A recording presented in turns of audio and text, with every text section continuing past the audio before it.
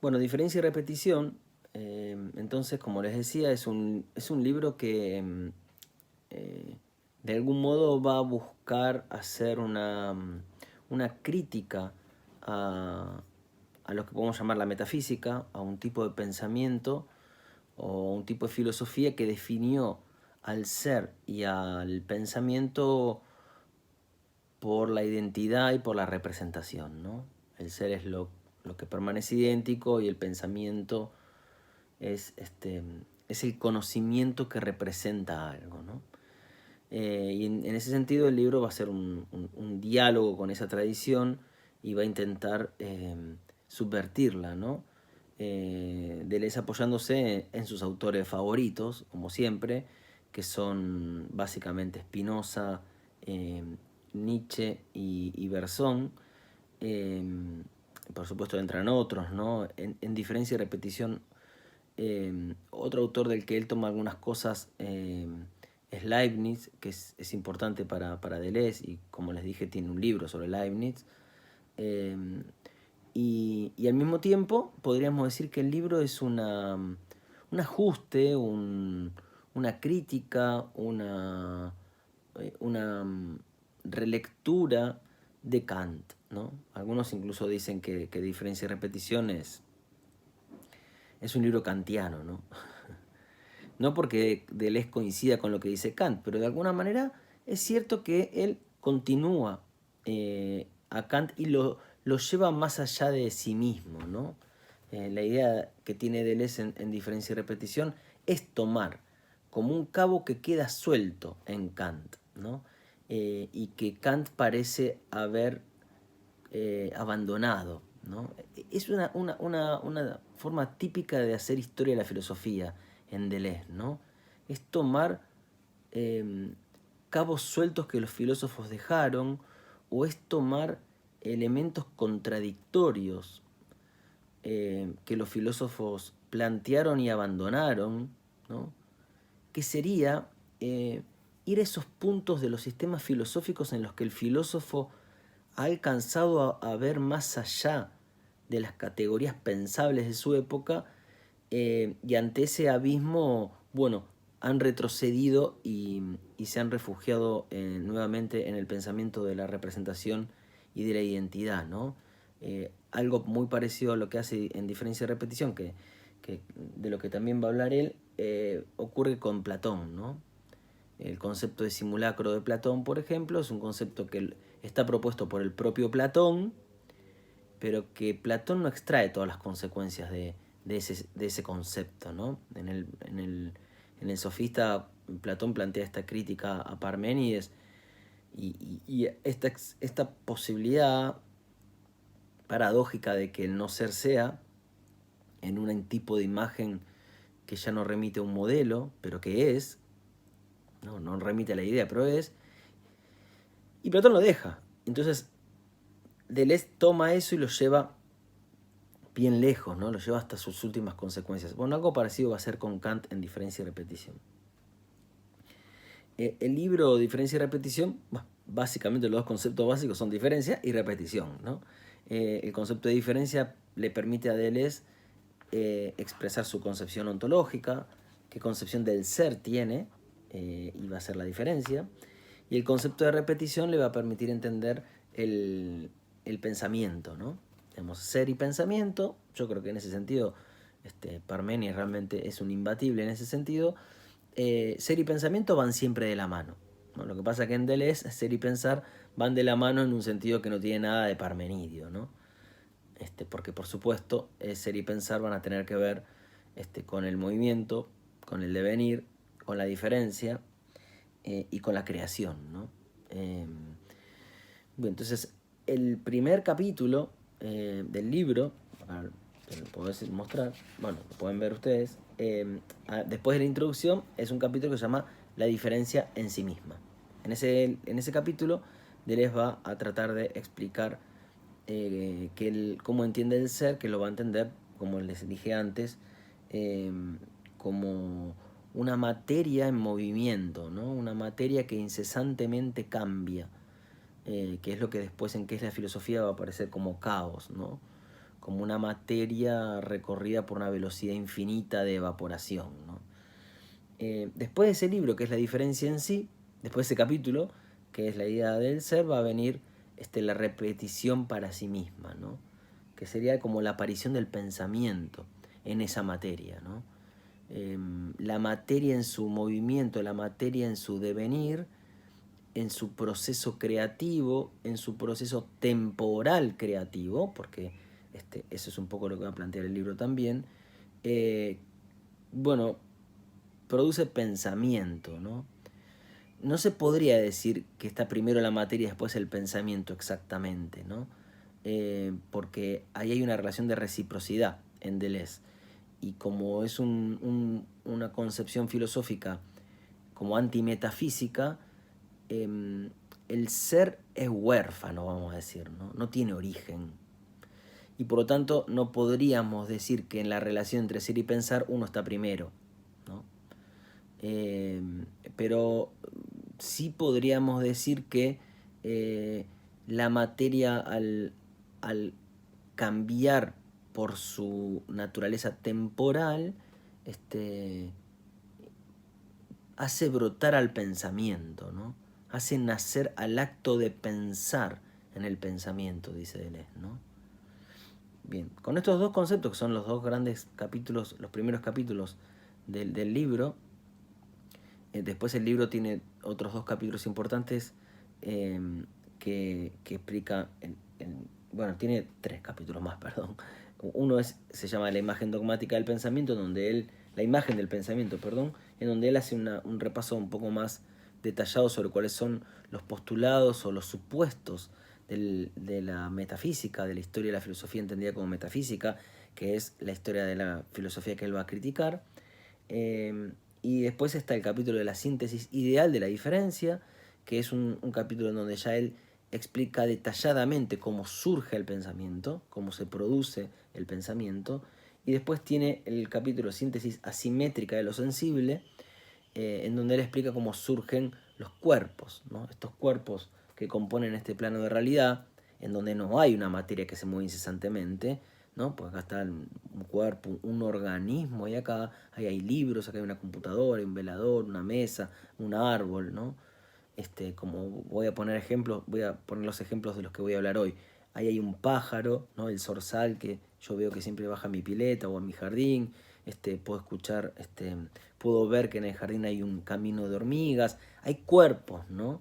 Que yo puedo identificar. Bueno, ¿cómo surgieron esos cuerpos, ¿no? Y cómo se organiza la materia, o cómo la materia que crea la realidad en la que vivimos, ¿no? Yo me voy a centrar en la clase de hoy en la diferencia en sí misma y la repetición para sí. Voy a hablar de eso. Algo de la síntesis ideal les voy a hablar, pero muy poco. Bien, podríamos decir que la filosofía de Deleuze, o por lo menos a mí me gusta explicarlo así, porque hay un montón de maneras de entender a Deleuze, es una filosofía que busca dar cuenta de aquello que la metafísica había dicho que era impensable. Para la metafísica, ¿qué era lo impensable? Bueno, el cambio, ¿no? O si se lo pensaba, no era más que traicionándolo, ¿no? Lo impensable es el cambio, lo impensable es la contingencia, ¿no? ¿Cómo hacer una filosofía de la contingencia? ¿Cómo hacer una filosofía de aquello que es singular, ¿no? Yo les hablé bastante ya de que la filosofía contemporánea nacía con Nietzsche, con Kierkegaard y con Marx como filósofos que buscan dar cuenta de aquello que es contingente, singular, aquello que no es analogable, ¿no? Aquello que no puede ser reducible a otra cosa, ¿no? Y entonces, en ese sentido, la contingencia en Deleuze va a tener que ver con buscar lo que acontece, ¿no? Porque el ser para Deleuze va a tener que ver con aquello que acontece, ¿no? Ya les dije, si la materia es el devenir, bueno, es el acontecimiento, ¿no? Es lo que pasa. Y eso que pasa no tiene nada que ver ni con una generalidad ni con una particularidad, ¿no? Que serían un poco las categorías que la metafísica había explicado. ¿Qué sería esto?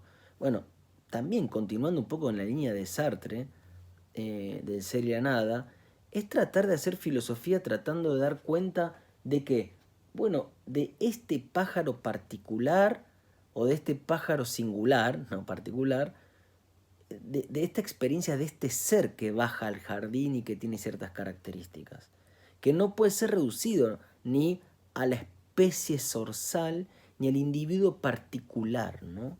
Solo como un caso de una generalidad. Hay algo que no es un caso de una generalidad, hay algo que es una singularidad, ¿no? Que no se explica por categorías abstractas, porque son experiencias. Digamos, los seres, sea un pájaro, sea un humano o la naturaleza, una obra de arte o una clase, los seres se definen por algo que pasa, ¿no? Por algo que acontece en ellos. Y eso es un poco lo que Deleuze va a intentar dar cuenta, ¿no? O, cambiando de ejemplo, pero que es un ejemplo que voy a seguir tomando en estas explicaciones de diferencia y repetición. Vayamos a un caso más cotidiano todavía. Imaginemos que nosotros queremos comer una fruta, o sea, una pera. Y entonces tomamos la pera y apretamos la pera, a ver si está madura, ¿no? ¿Qué sensación tenemos? ¿Qué sentimos cuando apretamos, ¿no? Para saber si está verde o madura, o muy madura, o si está justo para comer. Hay algo en la experiencia de la realidad, que en este caso es apretamos una fruta, podríamos poner otro ejemplo, no sé, ejemplos que pueden ser el deseo que uno puede tener con una persona o una revolución, o esto. En todos los casos siempre es lo mismo, es qué experiencia tenemos de la realidad, ¿no? Esa experiencia no puede ser explicada con categorías de la metafísica. No puede ser reducida a la relación que hay entre lo universal y lo particular, o lo general y lo particular, por ejemplo, ¿no? Hay una experiencia como el aquí y ahora que no podría ser nunca puesta en los términos metafísicos de una esencia y todo lo que la metafísica había dicho, ¿no? Y eso básicamente ¿por qué? Bueno, porque en principio para Deleuze la materia, como les había dicho, esa materia que forma parte de lo que es el ser, en definitiva, es una materia inextensa o una energía que se define por una variación como de cantidad, ¿no? El ser siempre es más o menos potente, más o menos blando, más o menos duro, más o menos maduro. Así como el zorzal es más o menos naranja en su pecho, o está más o menos inclinado en su pose en la baranda de la pileta, por ejemplo. Y la temperatura es más o menos, ¿no? Es variación. La temperatura nunca es 18 grados o 20 grados o 19. Siempre es una variación, ¿no? Esto viene de Bergson en Deleuze, ¿no? Será una construcción de nuestro entendimiento, de nuestro intelecto, la idea de que la temperatura es una sucesión de grados, 18, 19, 20, 21. En realidad, en la experiencia, la temperatura se siente como una variación, que no admite cortes identificables, cortes que se pueden representar. Lo mismo va a pasar con otro ejemplo que les voy a ir dando, con la música, ¿no? Yo les voy a dar un ejemplo de cómo Marta Argerich toca el concierto para piano de Tchaikovsky. Sí, yo voy a tener una partitura con notas, pero después cuando yo escucho a Marta Argerich, o cuando ella misma toca, o cuando, imaginemos, Tchaikovsky compuso el concierto, el sonido no se capta como notas. Y la música no son simplemente notas. Uno me dice, sí, yo escucho la nota, sí, pero la nota que son variaciones de qué, de volumen, de fuerza, de ritmo, más o menos fuerte, más o menos agudo, grave, más o menos rápido o lento, no sé, no conozco la música tanto como para meterme ahí, pero sí son variaciones de intensidades de muchos tipos, ¿no? Y sí, después yo tengo la partitura, pero la partitura no da cuenta de la experiencia del concierto, ni de la experiencia del que lo compone, del que lo interpreta, ni de la experiencia del que lo escucha, ¿no? La experiencia supone variaciones. Bueno, ¿cómo hacer una filosofía con eso? Y el planteo básico del es, ¿cuál va a ser? Bueno, eso es el ser. Y en todo caso, lo que después yo puedo ver como una anotación, las notas en el pentagrama, lo que yo después puedo ver como los grados, lo que después yo puedo ver como acá hay un caso particular de una generalidad de las especies, esas categorías que efectivamente existen y que tienen un grado de realidad, no son hechos dados, es decir, no son cosas con las que yo me encuentro, son formas de ser generadas por el ser mismo, ¿no? Por esta materia que va creando. Entonces, ¿qué sería esa materia que va creando y que es la que nosotros experimentamos cuando escuchamos el concierto, cuando yo toco la pera o cuando siento la temperatura del ambiente, ¿no? Entonces, Deleuze va a decir que en el plano del ser, el ser es la diferencia en sí misma. Es decir, el ser es la variación de intensidad. Y entonces él va a intentar hacer algo que él considera que la filosofía había como traicionado, que era entender la diferencia en sí misma, y no la diferencia como una desviación, no la diferencia como la especificación a partir de una identidad, que sería un poco lo que había descubierto Aristóteles, ¿no? Yo tengo un ser y ahí está la identidad primera, ¿no? Y por la diferencia lo voy especificando, ¿no? Tampoco la diferencia como lo negativo, que sería el caso un poco de las filosofías que en algunos casos vienen de Hegel, sino la diferencia en sí misma, ¿no? Que es esta variación energética. Bien, en esa diferencia, en ese ser que es diferencia, acontece, como les dije, el pensamiento, porque esa variación va a ser una variación temporal. De eso trata la repetición. Ya les voy a explicar en un rato eso. Ahora bien, esto quiere decir que para Deleuze esa materia y ese pensamiento así entrelazados en un movimiento incesante, en una variación incesante de intensidad, el ser y el pensar, la materia y el pensamiento, o la materia y la conciencia, en ese ser y pensamiento entrelazados, no hay que entender ni que son un objeto ni un sujeto. Es decir, es una materia y un pensamiento preobjetivos y presubjetivos. Deleuze no va a dejar de repetir esto. Ser y pensar son, antes que cualquier cosa, formas impersonales, imperceptibles e indiscernibles. Impersonales porque no tiene que ver con un sujeto. Imperceptibles porque escapa a la representación. Lo perceptible ahí tiene que ver con el uso empírico de las facultades, de los que les voy a hablar más adelante, y que sería este uso de las facultades que busca identificar, ¿no? Bueno, como si yo dijera, yo percibo aquí a mi gata, ¿no? La identifico, como percibo al zorzal que bajó en la pileta. Yo ahí me estoy conectando en tanto sujeto que percibe un objeto, que identifica y reconoce a un objeto. Ahí estoy hablando desde el plano de la representación de los sujetos y de los objetos, que para Deleuze es todo lo que ha sido creado finalmente en ese movimiento incesante de materia y pensamiento. ¿Sí? Ahí, aunque me adelante, puede servir introducir unos conceptos que aparecen en diferencia y repetición, que son el concepto de lo virtual y el concepto de lo actual, ¿no? Para él es el ser que es uno y la realidad que es una sola, no hay ningún tipo de dualismo, hay una especie de monismo radical.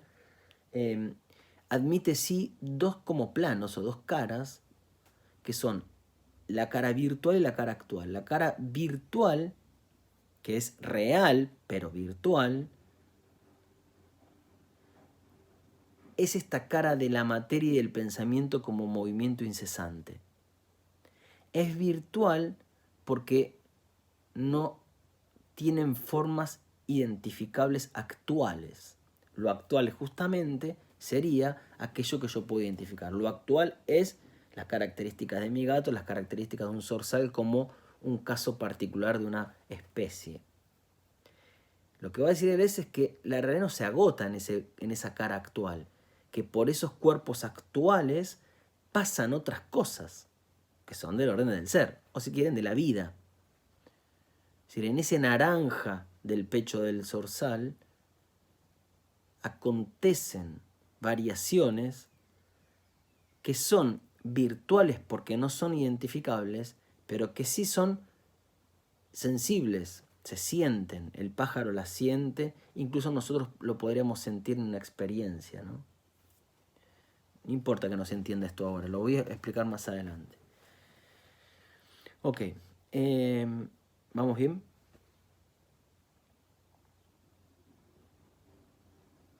¿Sí? Sí, profe. Sí, profe. Sí, Bueno. sí. Bueno, entonces, lo virtual y lo actual, pensémoslo así, ¿no? Lo virtual sería el plano de la materia energética, del pensamiento que no es el de un sujeto, y lo actual es el plano de la materia extensa y del pensamiento como de un sujeto, ¿no? Esto lo vamos a ver cuando veamos la idea del cuerpo sin órganos, se va a entender mejor.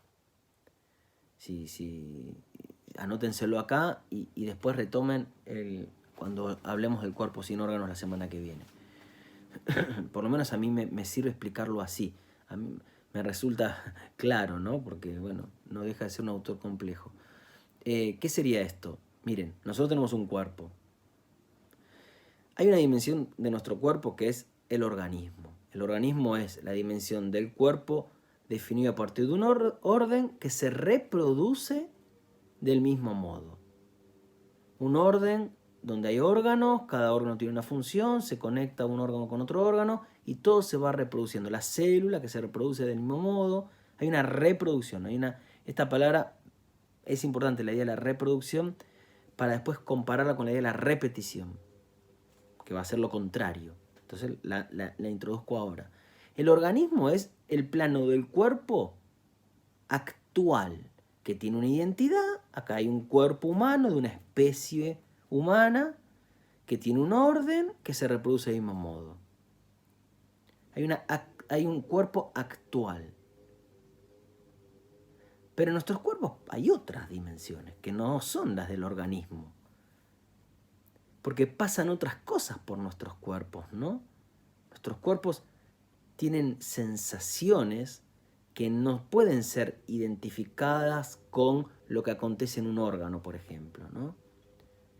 Pensar el deseo, pensar el placer, pensar intensidades, ¿no? Cuando yo estoy, no sé, cenando con mi amiga y yo siento como una intensidad en el cuerpo porque la estoy pasando bien, ¿no? ¿Dónde está eso en el cuerpo? O si escucho a Marta Argerich, hay como una vibración en mi cuerpo que no tiene que ver con el oído.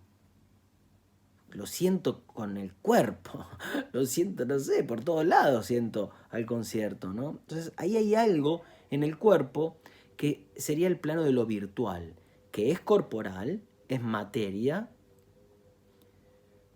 es real, pero no es actual en el sentido en que no está en un aspecto, en una cualidad, porque ese sería el término, no está en una cualidad de un cuerpo extenso.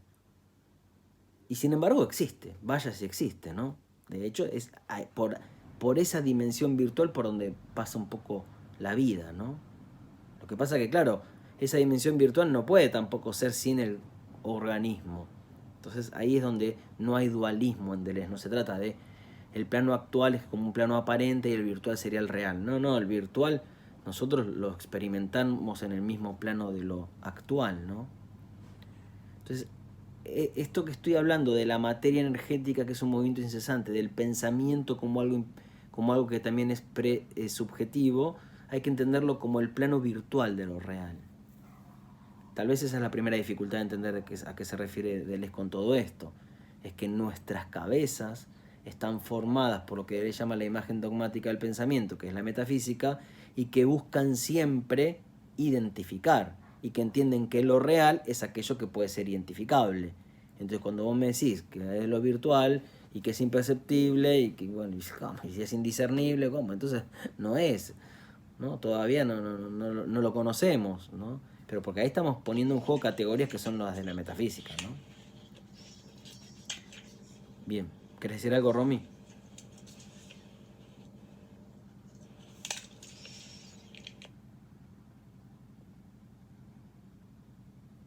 No te estoy escuchando, Romina. Estás moviendo la boca pero no te escucho.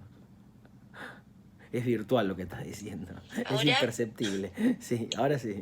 Sí. Ahí está. No, porque tiene un botón acá que nunca se aprieta bien. No, que lo estaba pensando así, como al principio cuando te iba escuchando, como un dualismo, dos planos, ya tenía esas categorías ahí clavadas en el cerebro. Y justamente es lo que aclaraste recién. No hay dualismo. No hay dualismo. Acá hay como modos de ser. Yo esto lo explico a veces como si se tratara, ahora que estuvo haciendo erupción ese volcán en España, como si tratara del magma que Ay, sí. es puro movimiento y es pura creación y es una materia caliente que no tiene identidad, y después hay una parte superficial de ese magma que se enfría y se detiene, ¿no? Para mí es una buena imagen. Yo tal vez abuso de esta metáfora, pero a mí me ayuda a explicarlo, a entenderlo y a explicarlo, ¿no? Ahí la materia se enfría, ¿no? Porque Sí, sí, la sí. relación entre lo virtual y lo actual se la puede entender como una relación donde lo virtual es lo caliente, que no es estable, ¿no? Que es una ebullición, y lo actual es esa misma materia. No hay un salto, no hay otro ser, es la misma, pero es la parte fría de la materia, que no está separada de la parte caliente, no está separada, no es una cosa distinta. Lo que pasa es que nuestro intelecto ve eso, y el problema de la metafísica es haber caído en el error de haber creído que esa cara fría era lo real, que ahí se terminaba la realidad. Y Deleuze va a intentar buscar cómo ha surgido esa realidad, ¿no? Esa parte fría, o esa parte en los términos de qué es la filosofía. Lo virtual es la velocidad infinita de evaporación. Lo actual que sería es una velocidad ralentizada, ¿no? Más lenta o que se detuvo. Es lo mismo, ¿no? Bien, entonces, el pensamiento y la materia en primer lugar se encuentran en ese plano virtual, ¿no? Entrelazado en una serie de variaciones incesantes, ¿no? Eso es la diferencia, es el ser como diferencia, ¿no? Y digo una sola cosa más que no voy a explicar, pero de esta primera parte de lo que es la diferencia, pero así como introduje los conceptos de virtual y actual, creo que viene bien hacer esto. Son conceptos importantes del libro, aunque no los voy a explicar.